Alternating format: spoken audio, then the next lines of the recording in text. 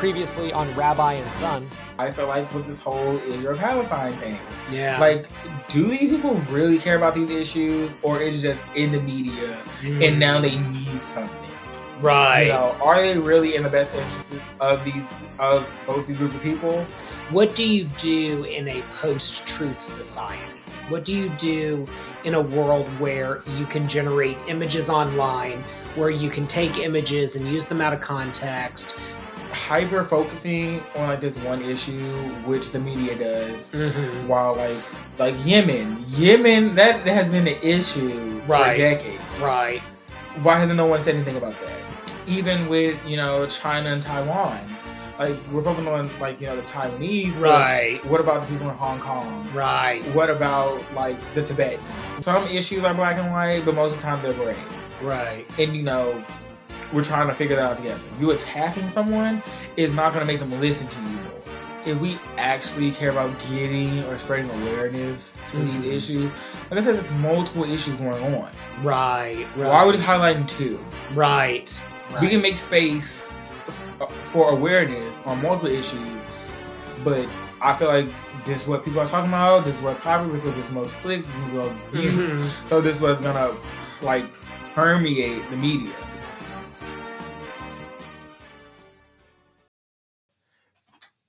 You feel like, it keeps stacking on you. And this is what we were talking about earlier, where it's keep consuming the same media every day. So you feel like everything is stacking. And then you feel like, you begin that place of hyperventilating, and then you're stressed, and then you're like, oh, they're out to get me. And then you're always on edge, and you're like, well, you need to, stop saying this because, and then you're yelling, and then you're just, everything is out of control, and you're not yourself. Right. You can be passionate about an issue and also keep composure.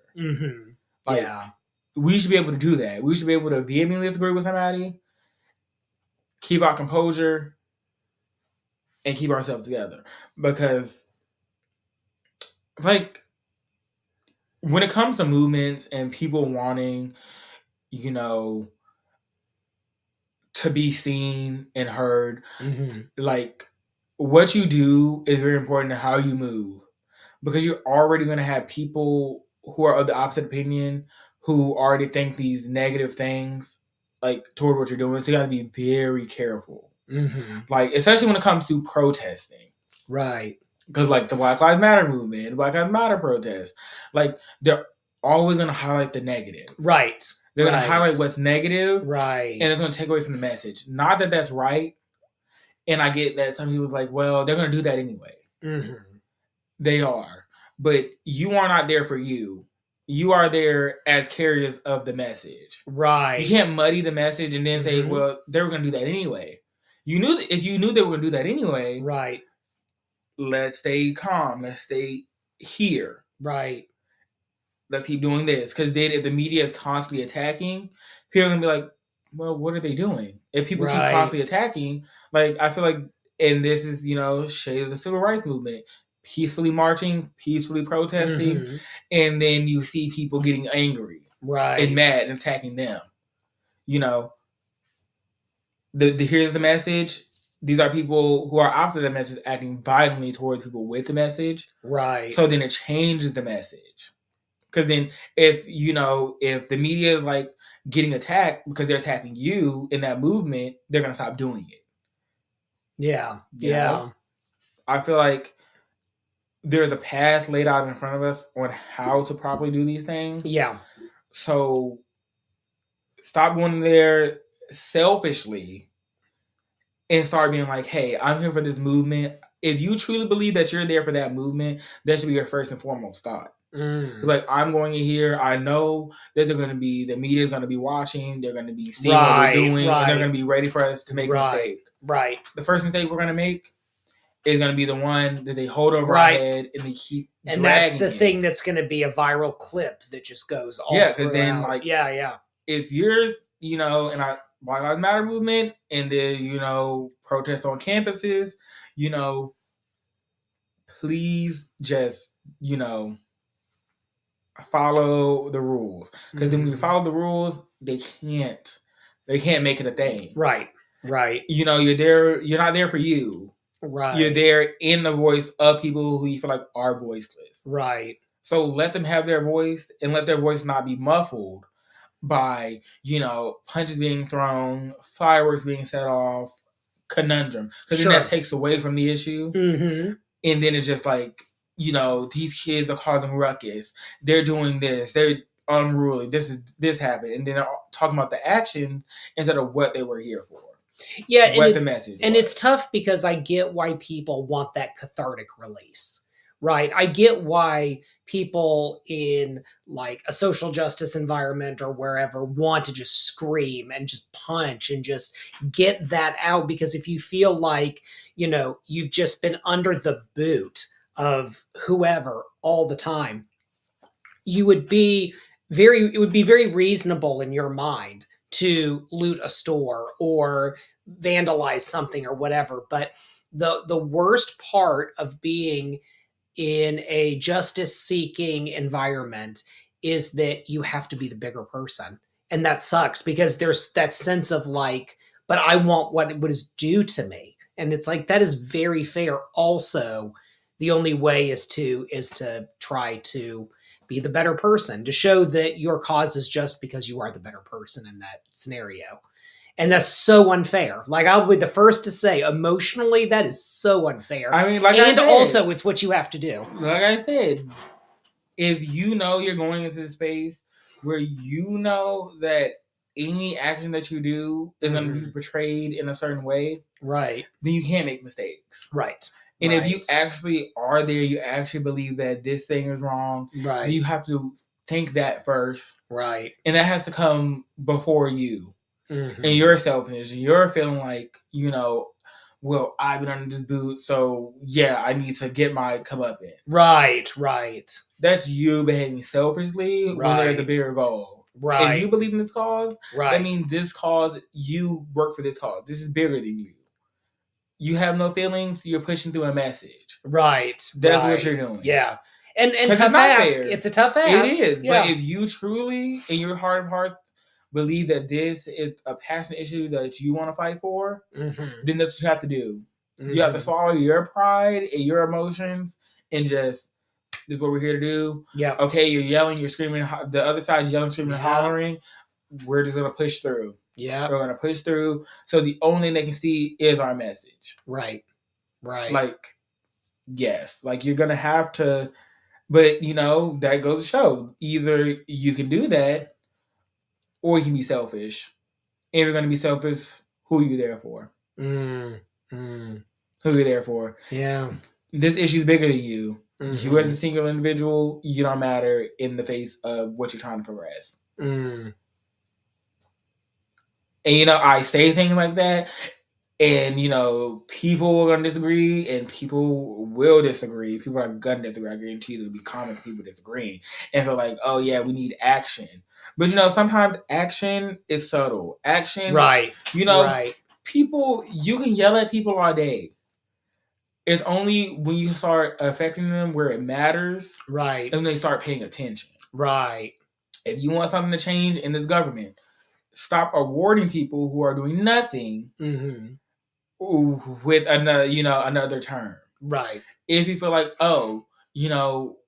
this business is being discriminatory. Right. What do? Right. You stop occupying that business. Right. And if enough people, just like the civil rights movement demonstrated, get up and say, hey, we're going to take the power that we have. Mm-hmm. Our financial power. Yeah. And we take that and we move it to places where that benefits us. Right. Boom. Right. You take that and then what happened? Right. Change. Mm-hmm. Yeah. Change. Yeah. Like, because one of the things, back to, redistricting. Yeah. About, go full circle here. Yeah. Is, so one of the political commentators, educator, former state senator, of Ohio, Nina Turner, was like, in response to the gerrymandering and people wanting to gerrymander, she was just like, general strike. Like, taking, like, the only real power you have, which is you, and your money and your ability to make this country keep spinning, and saying to these people, no, we don't want this. Right. We don't want partisan gerrymandering. So say if everyone got up tomorrow and was like, no, why are we gerrymandering? Right. People stop going to work. People stop paying bills. Then what that happen? The economy ends up, getting difficult. And like, sometimes you really, really, I think there's a certain fight that others had, that laid the foundation. I would go to the civil rights movement. When they were boycotting buses, people were walking miles. Right. Miles to show these people that, hey, you don't want us on there? Fine. Fine. We're going to walk, and we're going to walk until we get tired of walking, and then we're going to keep walking in spite of us being tired of walking. Right. And that's what you got to do. Yeah. You have to, the power that you have is your finances, and that's collective. Right. If we say, hey, and honestly, I really do think it's worked before.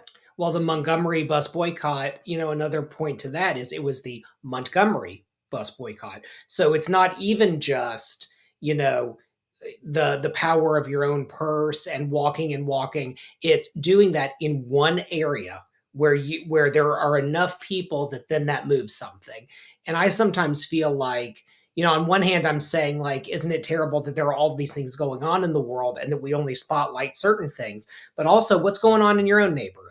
What's going on in your own school board and I think it's or something like for that. people to focus on things, elsewhere rather than address the issue that at hand. Because when you have to actually address an issue that you at hand, that in your face, you're going to actually, have to come with results. Right. You have to actually get up and go somewhere. Yeah, you can only say so much about something, over 1,000 miles away. Sure. Like, but when it's actually coming to your community, right. You actually have to show up. Right. You're actually going to show up physically. You're going to have to show up. You're going to have to show people that, hey, I believe in this thing, and let's go. Yeah. Let's work towards it. Right. You can do both. Yeah. But what is going on in your community? Yeah. Yeah. I tell people who are upset about Israel and Palestine and the Jewish community, whatever, I'm like, great, join a synagogue. Like, join a synagogue, because that's the start of something. Like, maybe your synagogue is not, regardless of how I feel, like, maybe your synagogue is not where you wish they were on a topic. Okay, well, then join it and get on the board and, like, figure out what you're going to do. Like, one of the things we do in our household is we buy oil from a nonprofit, olive oil from a nonprofit that is trying to work on helping Jewish and Arab women economically. And I remember one time I got to go to where that olive oil is, I guess, manufactured, if that's the right word, processed. And there was an Arab woman who was one of the workers, and she was asked, like, could you speak? And there's an Arab woman who was like the director of the nonprofit. And this Arab woman said, like, I was never around Jews. Like, I'd never, like, sat next to a Jew or worked with a Jew before. And this, like, completely opened her mind to the idea that, like, oh, like, you're a mom, I'm a mom. Like, we're both trying to, like, just live our lives and, like, do stuff and earn a living and whatever. People forget that. Yeah. And I feel like... And that's working in a local community. That's not about running for Knesset. It's not about being prime minister. It's about, like, they're crushing olives there. I mean, Yeah, but I feel like people, I'm going to say people as a whole, because I do think people are tired of all the ruckus, all the rigmarole. Yeah. And there are very, like, you only see, like, the people who are animated. I think people are sick of the rigmarole, are tired of all the things that are just noise. Mm-hmm. While, like, everyone keeps talking about school. But what is anyone actually doing on school? Like, you only do so much talking. People are tired of talking. People, at the end of the day, just want to go to work. They just want to go home, eat, Right. Parent their kids. Right. Or that's all I'm trying to do. That's all people are trying to do. Yeah. And I think people forget about that in, face of their differences. Yeah. And it's like, well, you're both parents. Let's talk about parenting. Right. And, let's, you can agree on how things are done, but people forget commonalities and want to sow this division as though we're not all people living in this world. Right. And even though our experiences are different, we can come to agree on certain things. Yeah. And the important things. Right. And disagree on other stuff too. Exactly. And the love is still there. Yeah. Yeah. We disagree. I love a disagreement. I disagree with people on purpose. Just for the heck of it. Just for, the conversation. And like I said, if you can't take the other perspective in, then you cannot properly defend your own argument. Right. Right. Because it takes brain power to think about, well, they feel this way because of this. Right. Okay, they feel that way. Right. And then you start asking questions on why they feel that way. And then you can start being like, well, what about that? Boom, you can combat everything they're saying. So then it's like, okay, you finally have you sewn up, every last, stitch that can, in your argument that you believe what you believe. So when you go out and have a conversation, you could actually be able to defend what you actually believe in and have a conversation and just be like, well, we didn't agree. Yeah. So get up and move on. The world still spins. Yeah. Just because people disagree with you, people disagree with a lot of people. Right. Yeah. You can't change everyone's mind. Nope, you can't. So go ahead, don't even run that race. Because you'll get nowhere. You'll get nowhere slowly. If I've learned anything as a religious leader, it's almost impossible to change people's opinions on things. Yeah, people can only do people can only do what they want to do. Yep. If they're not open to change, they won't change. That's right. In any aspect. Right. Anything. If people don't want to do it, if they themselves feel like, well, I don't want to do that. Right. Then they're not going to want to do it. Speaking to a brick wall. Yep. They must be open to change themselves. And, I'm, glad that, I can read. Because I think that's very important. Yes. Being able to seek out information on my own. Yeah. And, being able to formulate opinions on my own. Right. And then be able to be like, hey, I believe this and this is why. Right. And be able to sit down and have a conversation. You come up with this and I'd be like, you know what? That's actually smart. I disagree though, but that's smart. the argument is smart. And there you go. Just, I think, in closing, people need to remember to ground themselves in their reality. Yes. In their world around them. Yes. And I get, media sensational. Don't allow yourself to be consumed by, something that benefits off your consumption. Right. If you're constantly feeding that, they're gonna keep serving it to you. They're gonna keep indulging, they're gonna keep serving you the same thing. Serving. Your algorithms are gonna be the same. Then you're gonna feel like though you're in this space where it's like you feel like everything's terrible. But in reality, when you walk outside, you feel your feet on the ground, you take that breath in, you take that breath out, that's not how the world is. Right. I look at social media and then I walk outside and people are just walking their dogs, taking their kids to school, going to work. Yep. People in their everyday lives are just trying to live. Yep. Trying to keep going. Touch grass. So remember, ground yourself in reality. Yes. And not, on social media. Yep. That is, ground yourself here. Well, not here because we're on social media. Ground yourself, yeah. Take that. Yeah. Re-regulate. Right. Self-educate. Because that's always important. Make sure you get all your information from multiple, different publications, Mm-hmm. even the ones you disagree with. Yep, that's right. Except for the New York Post. Don't read that. I'm just saying. I just know that is not a news organization. You know, that's Clown Factory.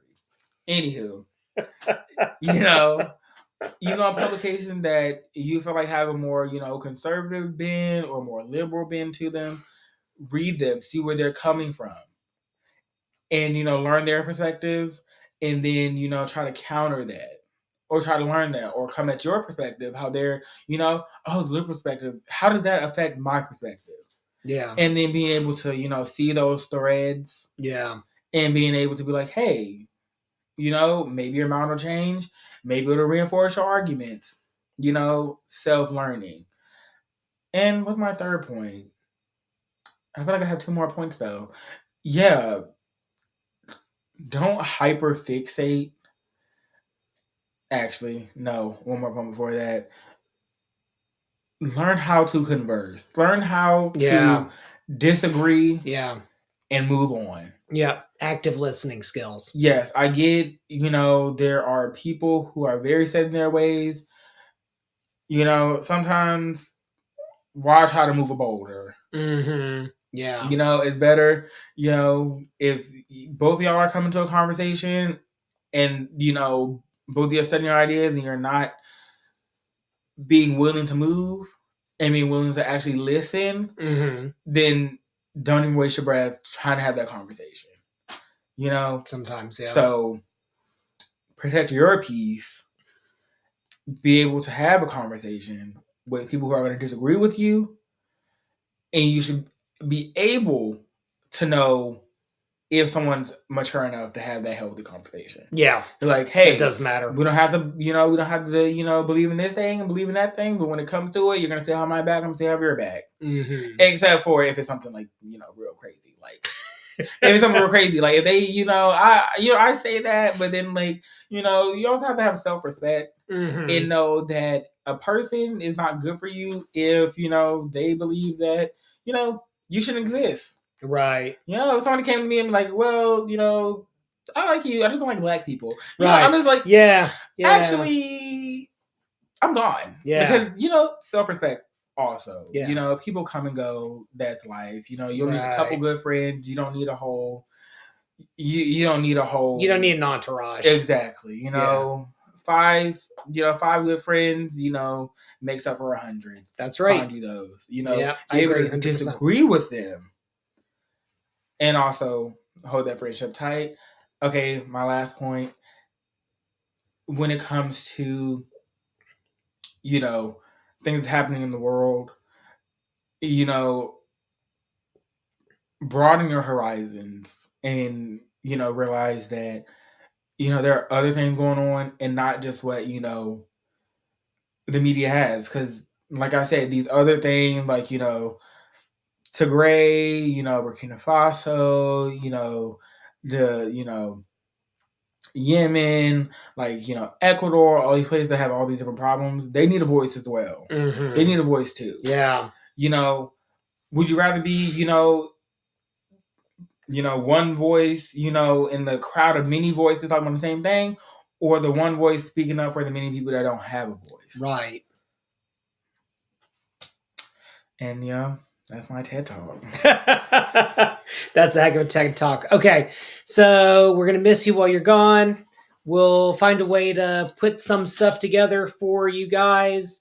And best wishes on whatever mysterious thing you're doing that the internet's not allowed to know about. And when you get back from the mysterious thing. Exactly. You know, I have to keep an air of mystery on you. That's right. You only know so much about me. I do it in my personal life too. So, don't think you're special because I'm not telling you. You're very special. Thank you very much for watching. Go to darshanyeshiva.org. Become a student. We'd love to have you. All kinds of programs at all kinds of prices. Javon.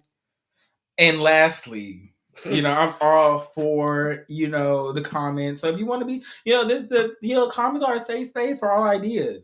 Yeah. I will be commenting on them though. And I will be getting at you So he was wishing that producer Kaylee had found more spicy content. So exactly. if you really want to, go at us, I'm all open. Then for this disagreement. he's gonna happily disagree with you. Very confrontational. Very Love confrontational. Love it though. We all have different ideas and different opinions. Feel free, because I know you're gonna do it anyway. Feel free to voice your unfiltered opinion. Yeah. And I will voice mine as well. That's right. All right. Take care, everyone. Thank you to our sponsors at Darshan Yeshiva for making this content possible. Darshan Yeshiva provides beginner-level online Jewish learning, including the very popular Conversion to Judaism program, with sponsoring rabbis and students all over the world. Start your Jewish journey any place, anywhere, and anytime with our conservative, reform, reconstructionist, Jewish renewal, humanistic, and post-denominational rabbi mentors.